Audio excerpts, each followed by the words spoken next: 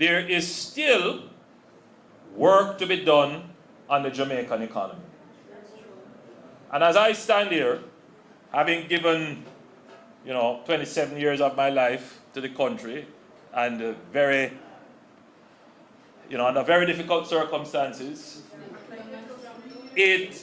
almost 9 years of keeping my hands on the wheels and keeping the country stable and balanced and making sure that Jamaica is a place that is showing promise and progress, and there is prosperity.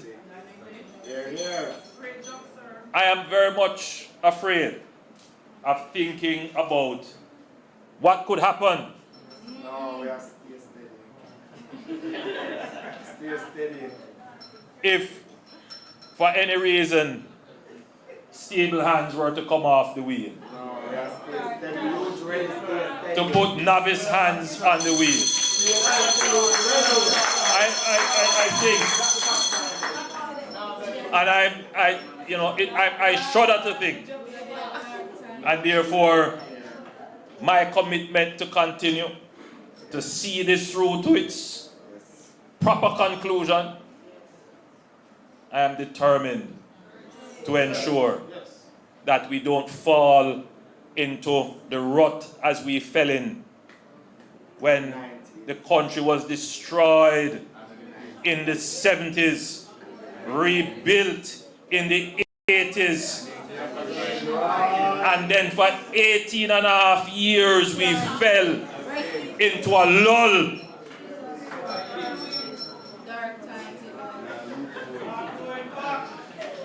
Not going to make that happen. We cannot make that happen. No. It is out of that period of time that we had FinSAC, which made our debt move to almost 130% of GDP. It was during that time that public sector bodies were so poorly managed that they created a fiscal risk for the government and created further debt for the government. It was during that time that murders passed 1,000 in this country. Remind them, my Prime Minister, remind them. You talk about bad roads and it was during that time when there was no budget, when the country wasn't growing, that there was disinvestment in the infrastructure of the country.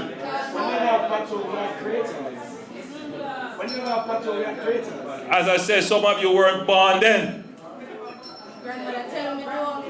So when we talk, Pernell, we have to bring the facts to the table. Yes.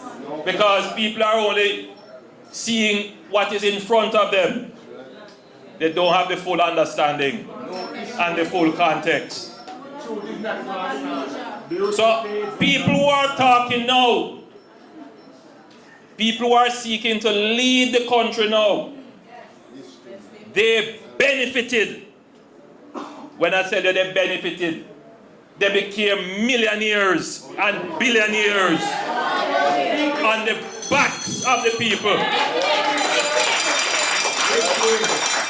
When they carried an economic policy called the high interest rate policy, which helped to drive up the debt, where one of their own MPs described it in a way. You know it, my friend. So there are some youngsters here who have studied the history. And I can only say he's an honest man, a man of the cloth. When he spoke about the high interest rate policy, that some of them who want to lead the country today, they benefited from it. And their own person, their own member of parliament at the time described it as the greatest transfer of wealth from the poor to the rich.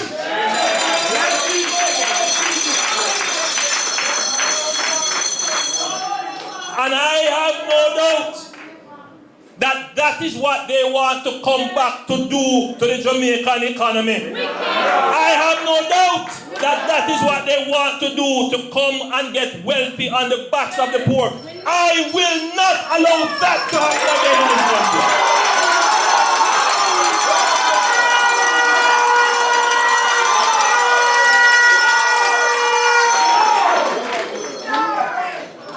And I hope that my voice is carrying.